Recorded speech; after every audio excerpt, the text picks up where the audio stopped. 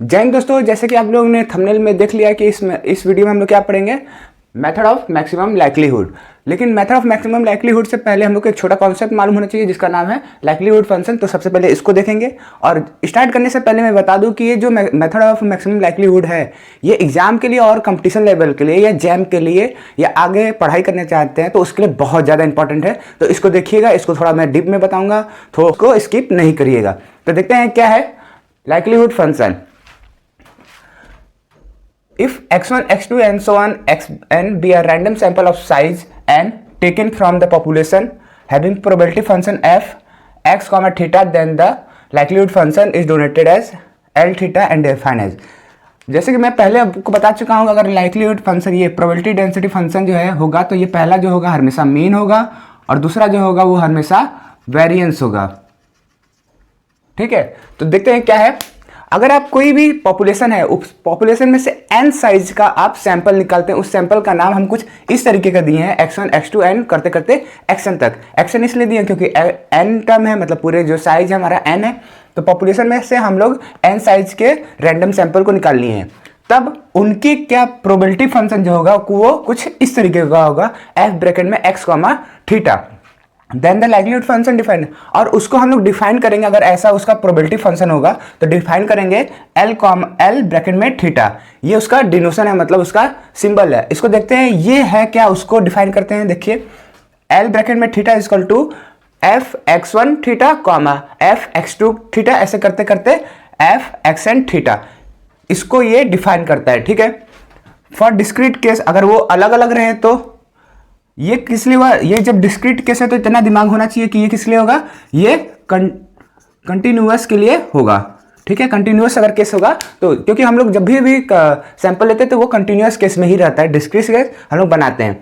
तो L theta equal to होगा P bracket में X equal to x1 P bracket में x equal to x2 and so on करते हुए P bracket में x इक्वल टू xn। जहां पर ये पहला होगा वो होगा कैपिटल और दूसरा वाला जो होगा स्मॉल, क्योंकि ये हम लोग का रैंडम सैंपल है और ये x जो है वो पूरा उसका साइज है, मतलब पूरे पॉपुलेशन के लिए है। तो अब देखते हैं, ये हमारा छोटा सा कॉन्सेप्ट लाइक्लीहुड फंक्शन हो गया। अब देखेंगे मेथड ऑफ लाइक्लीहुड फंक्शन असलियत में है क्या, कौन डिस्कवर किया, कब किया, उसके फायदे, उसके यूज, ये सारे वीडियो में जानेंगे। तो जैसे कि आपको लाइक्लीहुड फंक्शन बता दिया गया है, अब देखेंगे मेथड मैक्सिमम लाइक्लीहुड। तो इसको देखते हैं। The method initially given by the profession Gauss, but it is used as a technique as a method or estimator given by R.A. Fisher in 1912। तो कहता है कि ये जो मेथड है सबसे पहले कौन दिया था, हमारे प्रोफेसर गॉस ने दिया था। लेकिन इसको टेक्निकल या मेथड से या एस्टिमेट करके या उसको मैथमेटिकली यूज करके किसने यूज किया था, तो वो थे हमारे R.A. फिशर, जो कि इन 1912 जो कि 1912 में उसका यूज किए थे।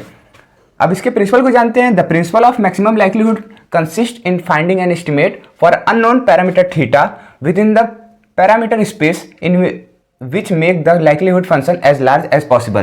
तो इसके प्रिंसिपल के बारे में जानते हैं। पैरामीटर थीटा जो कि अननोन होगा, अगर मैं आपको दे दूंगा तो इस मेथड से आप उसका एस्टिमेट निकाल सकते हैं। जैसे कि मैंने आपको पैरामीटर थीटा अननोन दिया था तो उसका पैरामीटर स्पेस भी होगा, तो उस पैरामीटर स्पेस का जो लाइक्लीहुड फंक्शन होगा वो जितना ज्यादा हो सके उतना बड़ा होगा। ठीक है, उसका मतलब क्या हुआ, that is maximise the likelihood function such as estimate is known as the maximum likelihood estimate. तो ऐसे लाइक्लीहुड फंक्शन को जब मैक्सिमाइज करेंगे उसके एस्टिमेट की मदद से, तो उसको हम लोग कहेंगे maximum likelihood estimate for unknown parameter के लिए। और इस मेथड को हम लोग क्या कहेंगे, method maximum likelihood estimator method. जो ये लिखा है उसी मेथड को नाम देंगे मैक्सिमम लाइक्लीहुड एस्टिमेटर मेथड। अब उसके स्टेप जानते हैं, कैसे मेथड ऑफ मैक्सिमम लाइक्लीहुड को हम लोग यूज करते हैं या सॉल्व करते हैं। This method can be explain in the following step. कुछ स्टेप दिया गया है उसको देखेंगे और इसको मैथमेटिकली थोड़ा भी जानेंगे। जो इसका ये फर्स्ट एंड सेकेंड स्टेप दिख रहा है, लेकिन इसका लास्ट थर्ड स्टेप भी है, उसको भी अभी आगे देखेंगे। First of all we define the likelihood function for the parameter theta.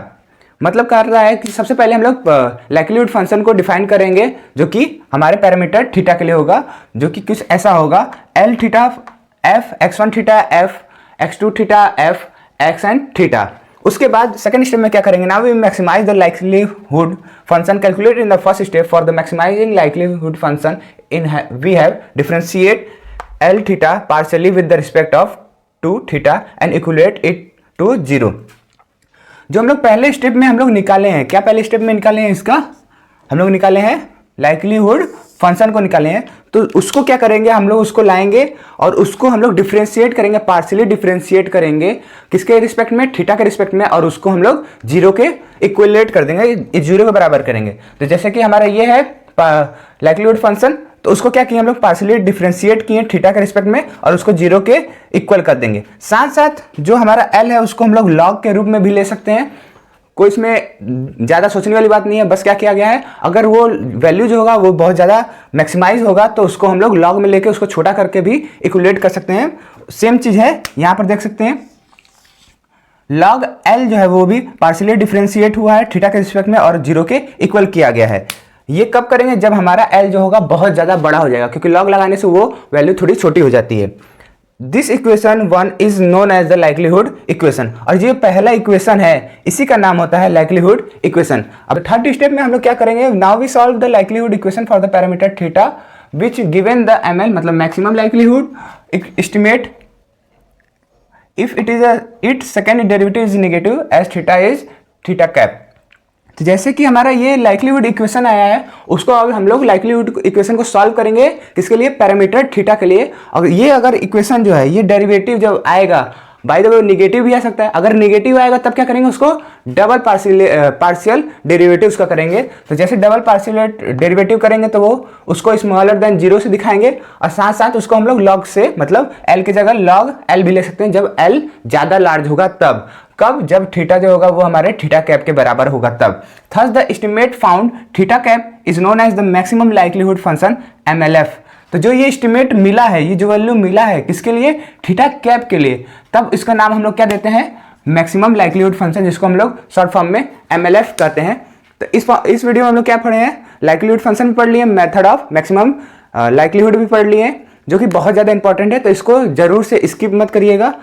और लास्ट में एक रिक्वेस्ट है, थोड़ा सा लाइक कर दीजिए, तो उससे थोड़ा मोटिवेट होता है कि आगे और भी वीडियो बनाने का। तो मिलते हैं अगले वीडियो में, फिलहाल के लिए इतना ही। जय हिंद।